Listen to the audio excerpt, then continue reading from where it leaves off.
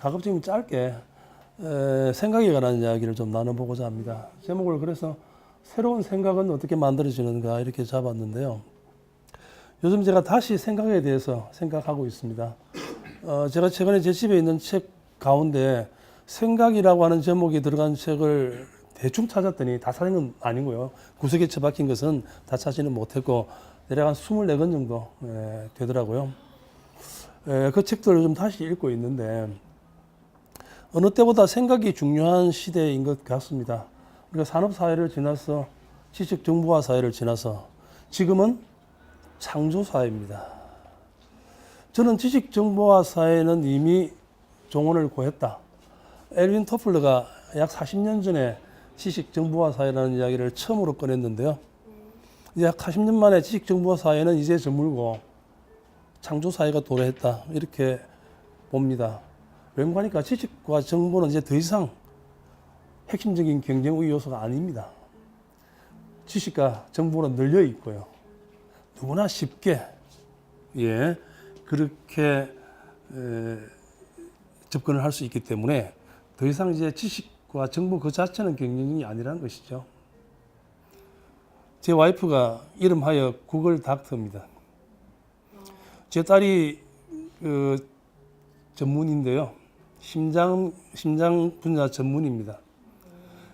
서울에 있는 이제 굴지병원의 전문 의사이다 보니 전국에 있는 많은 친지, 친척, 친구 한 달이 걸쳐서 많은 사람들이 이제 청탁을 해옵니다. 좀 어떻게 이번 좀 빨리 할 수 없겠냐? 아니면 뭐 어떻게 좀 알아달라, 소개해달라. 근데 그게 사실은 요즘은 대단히 어렵습니다. 큰 대학병원에서 한마디로 제 뒤에서 옛날처럼 뭐 뒷돈을 준다든지 한마디로 백을 쓴다고 하는 것은 대단히 어려운 일이거든요. 그런데 그런 청탁 중에는 상당한 부분이 별것 아닌 것, 사소한 질문, 자기가 조금만 검색해보고 공부하면 알 수 있는 것들, 그런 것들도 굉장히 많습니다. 그래서 주로 제 딸에게 가지 않고 중간에 프로텍트 하는 일을 제 아내가 합니다. 그런 부탁을 받으면 제가 한번 알아볼게요 하고는 구글 서치를 하는 것이죠. 들으면 엄청난 자료들이 거기 있습니다. 그래서 요즘 제 아내가 거의 뭐 의학 박사 수준으로 그렇게 일을 하고 있는데요. 그 의사보다 환자가 훨씬 더 많이 아는 시대입니다. 이름하여 구글 환자라고 이야기를 하죠. 내가 앓고 있는 이 병은 내 목숨이 걸린 일이기 때문에 목숨을 걸고 공부를 합니다. 온갖 자료를 다 찾고 온갖 민간요법이든 할 것 없이 모든 정보를 다 입수하죠. 뿐만 아니라 해외에 있는 논문까지 뒤지고 최근에 발표된 논문까지도 다 서베이를 합니다. 그리고 전 세계에 같은 병을 앓고 있는 그런 커뮤니티들이 많이 있으니까 그런 쪽에 가입하고 정보를 얻으니까요. 의사는 여러 분야에 폭넓게 알고 있고 학교 때는 열심히 배웠지만 바빠서 이제는 공부도 못 하거든요. 환자에게 그 특정한 분야에 대한 지식은 오히려 뒤질 수밖에 없죠. 그래서 이름하여 제 와이프가 이제 구글 닥터의 역할을 지금 하고 있는 겁니다. 이제는 지식이나 정보 그 자체보다는 이제 그 같은 지식과 정보를 어떻게 잘 조합해서 잘 활용해서 새로운 컨셉트, 새로운 가치를 만들어낼 것인가 라고 하는 것이 이제 경쟁력인 시대. 이름하여 이제 창조사회. 그렇게 이야기를 할 수가 있습니다. 창조사에서 가장 중요한 요소가, 핵심 요소가 바로 창의성이죠. 뭔가 남들이 생각하지 못한 새로운 것을 생각해내는 능력. 바로 새로운 생각을 떠올리는 능력을 이야기합니다. 근데 문제는 이와 같은 새로운 생각을 우리가 어떻게 만들 것인가 라고 하는 것인데 아마 들어보시면 대부분 다 아는 이야기일 겁니다. 그러나 우리가 좀 더 논리적으로, 체계적으로 대체 우리의 생각이 어떻게 만들어지고 또 새로운 생각이라고 하는 것은 어떻게 만들어지는지 그런 이야기를 좀 해볼까 합니다. 우선 이제 생각을 이야기하기 전에 우리 몸부터 이야기해보죠. 우리는 저는 그런 생화학자나 아니면 의사가 아니기 때문에 잘 모르긴 합니다만은 우리 이제 인간은 크게 이제 육체와 정신 또 아니면 신체와 마음 아니면 육신과 생각 이렇게 이루어져 있다. 보통 이렇게 이야기를 하잖아요. 왜 그렇습니다. 그렇다면 먼저 생각을 이야기하기 전에 우리 몸은 어떻게 만들어졌을까라고 하는 걸 생각해 보죠. 우리 몸은 어떻게 만들어졌습니까? 지금 본인의 이 신체는 누가 만든 거죠? 부모님이 만든 거 맞습니까? 본인이 만든 건 아니고요. 예, 부모님이 만드셨군요. 예, 우리의 신체는 분명히 부모님이 만드신 겁니다. 근데 지금의 나의 건강 상태, 나의 체력이나 건강 상태는 그렇다면 누가 만든 걸까요? 본인이. 너무 겸손하십니다. 일정한 부분은 부모님이 만든 부분도 있습니다. 기본적인 유전적인 질환이나 또 아니면 체격, 골격 또 이런 유전적으로 예, 그런 요소들은 부모로부터 물론 이제 물려받습니다만은 지금은 나의 몸매, 나의 건강 상태 이와 같은 것들은 대부분 우리가 만든 것이죠. 자신이 만든 거죠. 자신이 어떻게 만들었습니까? 지금의 나의 건강과 나의 몸매 이와 같은 것들은 어떻게 만들어진 거죠? 그렇죠. 뭘 먹느냐, 얼마나 움직이느냐에 의해서 결정됩니다. 아주 간단합니다. 물론 그 먹느냐 속에는 공기도 좀 포함이 됩니다. 요즘은 워낙 이 공기도 중요하니까요. 이제 공기를 포함해서 뭘 먹느냐, 또 상대적으로 얼마나 움직이는가 효율적으로 거기에 달려 있습니다. 좋은 음식 가려 먹고 절제하고 또 열심히 균형 있게 운동하면 건강하고 날렵한 신체를 갖게 됩니다. 이제 그 반대로 하게 되면 그 반대의 몸매를, 반대의 건강을 갖게 되죠. 우리 몸은 먹는 것과 움직이는 것에 의해서 결정됩니다. 그것으로 만들어졌습니다. 우리 육체는 부모로부터 타고났고요. 지금 우리의 건강과 우리의 몸매는 우리가 뭘 먹고 어떻게 운동하느냐에 달린 겁니다. 아주 간단하죠. 자, 그렇다면 우리의 생각은 누가 만든 겁니까? 생각은 누가 만들었죠? 본인이 다 만들었어요? 자, 태어날 때 생각을 가지고 태어날까요? 예, 태어날 때 생각을 가지고 태어나지는 않습니다. 본능만 가지고 태어난다. 이렇게 이제 알고 있습니다. 태어날 때는 생각이라는 건 없습니다. 그렇다면 분명히 살아오면서 뭔가 만들어졌을 겁니다. 그럼 어떻게 만들어졌을까 하는 겁니다. 어떻게 만들어졌죠? 환경, 경험. 자, 봅시다. 우리 아주 갓난장이 어릴 때 우리의 생각의 대부분은 우리 부모님이 만듭니다. 그거 만지면 안 돼. 그거 하지 마. 이래야 돼. 저래야 돼. 부모님이 어떠한 생각을 가지고 있느냐. 부모님의 가치관이라든지 부모님에 의해서 우리의 생각이 만들어지죠. 어릴 때는요. 또 본인이 만들기도 합니다. 물론 이제 부모님하고 관련이 있습니다만 예를 들면 뜨거운 걸 만졌더니 뜨거운 겁니다. 아, 뜨거! 이런 물건은 만지면 안 되는 거구만. 이제 그런 생각을 이제 만들기도 하죠. 그러나 어릴 때 대부분은 이제 부모의 품속에 있을 때는 주로 부모님에 의해서 우리 생각이 만들어집니다.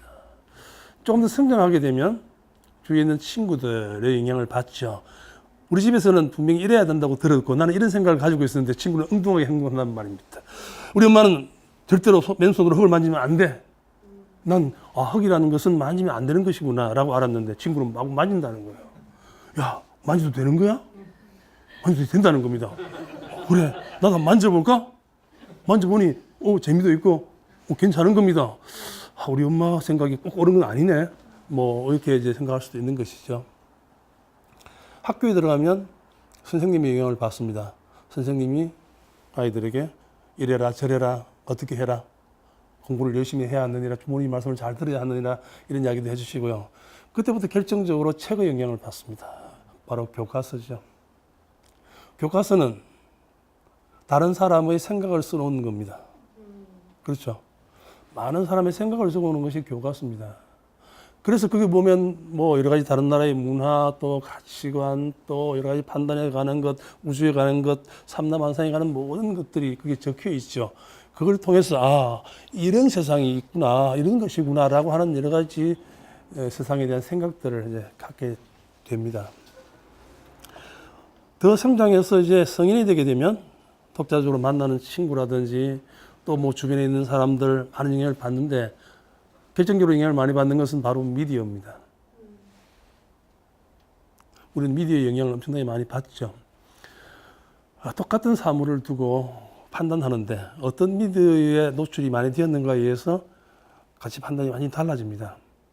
한겨레 신문만 10년 동안 본 사람과 조선일보만 10년 동안 본 사람은 똑같은 사건을 두고도 전혀 다른 가치관으로 다른 판단을 하게 됩니다. 그게 바로 미디어의 영향이죠. 쉽게 말해서 이제 우리의 생각이라고 하는 것은 아까 말씀하셨듯이 경험, 바로 오감으로 만들어집니다. 우리의 뇌라고 하는 컴퓨터에 오감이라고 하는 입력 기관을 통해서 입력한 결과가 바로 생각이거든요. 보고, 듣고, 만지고, 맛보고, 냄새 맡는 오감에 의해서 우리의 생각은 만들어진 겁니다. 그런데 그 가운데 99%는 보고 들은 것으로 만들어진다는 것이죠. 그러니까 보고 듣는 시각과 청각이 전체의 약 99%를 차지합니다. 그 가운데 시각이 약 90%. 그래서 우리 옛날 선조들은 몸이 천냥이면 눈이 900냥이라고 했는데 아주 정확합니다. 우리 시각이 우리 전체 감각의 90%를 차지합니다. 우리가 눈을 잃게 되면 우리 감각의 90%를 잃게 되는 겁니다. 시각이, 그 다음에 청각이 약 9% 가까이 됩니다. 정확한 수치는 아닙니다. 제가 대략으로 이야기하는 겁니다. 그래서 시각과 청각을 잃으면 감각의 99%를 잃는 겁니다. 다르게 이야기하면 우리의 생각은 99% 보고 들은 것으로 만들어집니다. 그렇죠? 자, 우리 몸은 부모로부터 타고났고 우리가 뭘 먹고 어떻게 움직이는가에 의해서 결정됩니다. 우리 생각은 뭘 보고 듣느냐에 의해서 99% 만들어집니다. 간단하죠? 근데 이거 아주 기본적인 이야기고 상식적인 이야기인데 우리가 자꾸 그걸 잊어먹습니다. 자, 그렇다면 새로운 생각은 어떻게 만들어질까? 새로운 것을 많이 보고 들으면 새로운 걸 만들 수 있겠죠. 물론 그것만으로 만들어지는 건 아닙니다. 더 이제 노력을, 본인의 노력이 좀 있어야겠죠. 새로운 걸 뭔가 해보겠 하는 그런 좀 적극성이나 끈기나 뭐 열정 같은 것이 물론 수반되어야 하겠지만 아무리 열정이 있고 끈기가 있다고 재료가 없으면 못 만드는 거 아닙니까? 결국은 우리의 생각이라고 하는 것은 보고 들은 것으로 99% 만들어지는데 그것이 바로 재료입니다. 우리가 레고 블록으로 남들이 지금까지 만들어 보지 못한 아주 찬란하고 멋진 독특한 성체, 아주 고대 성체를 하나 만들어 보겠다 하는 그런 결심을 가지고 있습니다. 우선 레고 블록이 많아야 되겠죠. 레고 블록의 형태가 다양한 형태로 많아야 합니다. 색깔도 다양해야 합니다. 그래야 다양한 재료를 활용해서 남다른 뭔가를 만들어 볼 수 있지 않겠습니까? 근데 그것이 많이 있다 하더라도 그걸 끈질기게 뭔가 만들어 보겠다고는 집념, 끈기, 열정, 이와 같은 문제의식이나 이와 같은 것들이 물론 수반되어야 하겠지만 기본적으로는 재료가 없으면 열정만으로는 아무것도 만들 수 없습니다. 우리가 아무리 많은 강력한 그런 열정이나 뭐 의지를 가지고 있다 하더라도 재료가 없는데 뭘 만듭니까? 결국은 창의성이라고 하는 것은 우리 자녀도, 여러분의 자녀도 마찬가지고 여러분도 마찬가지입니다. 우리가 얼마나 새로운 것을 많이 보고 듣는가에 의해서 만들어지는 것이다라는 겁니다. 자, 새로운 것을 가장 많이 보고 들으려면 가장 좋은 방법은 뭡니까? 새로운 것을 보고 듣는 가장 좋은 방법은 뭐 가장 좋은 방법이라고 하긴 뭐 하지만 가장 좋은 방법, 뭐 알려진 것 가운데 가장 좋은 방법은 여행을 하는 겁니다. 그래서 여행이 중요하다고 하죠. 왜? 여행이 중요한 것은 직접 경험이기 때문에 그렇습니다. 직접 경험한 것과 간접적으로 경험한 것은 굉장히 이 임팩트가 차이가 나거든요. 직접 경험한 것은 뇌에 깊숙이 각인되어 있기 때문에 그게 다음에 언제 다른 것하고 연결돼서 끄집어내어집니다. 그런데 직접 경험하지 않은 것들은 희미하게 새겨져 있기 때문에 다음에 결정적인 순간에 그 기억을 끄집어내기가 쉽지 않다는 거죠. 그래서 가장 이상적인 방법은 직접 경험입니다. 그래서 낯선 곳을 여행하거나 직접 사람을 만나서 강의를 듣거나 직접 대화를 나누거나 직접 경험입니다. 그게 최고의 방법입니다. 근데 문제는 그것이 시간과 비용이 많이 든다는 겁니다. 차선적으로 직접 경험 말고 할 수 있는 게 간접 경험입니다. 그 간접 경험의 방법 중에 가장 값싸고 유익한 가성비가 높은 수단이 바로 책이죠. 네. 물론 요즘은 인터넷이 발달되어서 인터넷 검색도 할 수 있겠지만 우리가 인터넷을 검색해서 얻은 지식과 우리가 책을 통해서 얻은 지식은 차이가 많이 있습니다. 그건 제가 굳이 설명을 하지 않아도 아실 겁니다. 예를 들면 요즘은 많이 나오는 게 유튜브인데 앞으로 어쩌면 정보가 지식과 정보가 유튜브 쪽으로 올라갈지 모르겠어요. 그래도 우리가 영상을 듣는 순간에는 일방적으로 그냥 받아들이기 하지만 생각하기 할 수 있는 시간들이 많지가 않아요. 그래서 영상을 보면서 깊이 있는 생각을 하기 좀 어렵습니다. 새로운 정보를 얻는 것은 가능하지만 그런데 지식과 정보를 얻으면서 또 나의 생각을 같이 엮어갈 수 있는 것 같은 좋은 수단으로서 저는 책만한 것이 없다. 예, 그렇게 봅니다. 대충 이 정도로 마실게요. 우리가 여러분 자녀들 마찬가지입니다. 그래서 새로운 지식과 정보, 뭔가를 보고 듣는 것을 늘리기 위해서 그런 기회를 많이 주도록 하셔야 하고요. 또한 더불어서 여러분 또한 그런 노력을 하셔야 됩니다. 그래서 매일 같은 식당에서 밥을 먹는 것은 좋지 못합니다. 매일 식당을 바꿔서 가게 되면 새로운 정보에 노출되고 새로운 것을 경험하게 됩니다. 매일 출근하는 길로 가지 않고 오늘은 이 길로 저 길로 거꾸로 또 돌아보기도 하고 그렇게 출근길도 좀 바꿔보고 또 교통수단도 바꿔보고 어쨌든 일상생활에서 늘 익숙하지 않은 변화들을 추구해야 새로운 생각이 만들어질 수 있다는 것이죠. 앞서 말씀드린 것처럼 지금은 지식과 정보 그 자체보다는 그 같은 지식과 정보를 어떻게 잘 조합해서 새로운 컨셉트를 만들어내는가 창의성이 중요한 그와 같은 시대입니다. 창의성이라고 하는 것은 새로운 것을 떠올리는 능력입니다. 창의, 새로운 생각을 이야기합니다.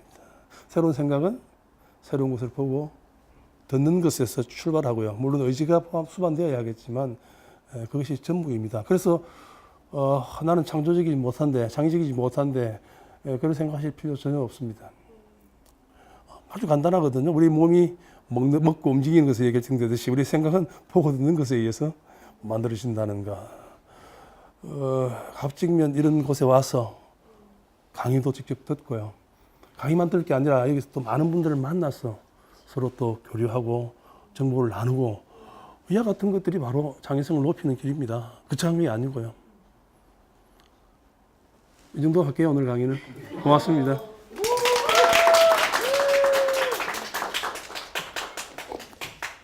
소장님 좋은 말씀. 몇 분쯤 흘렸나요? 17분. 대단하십니다. 길게 했네요. 네, 강연이 몸에 배이시다 보니까 시간도 정확하게 맞추시는 것 같아요.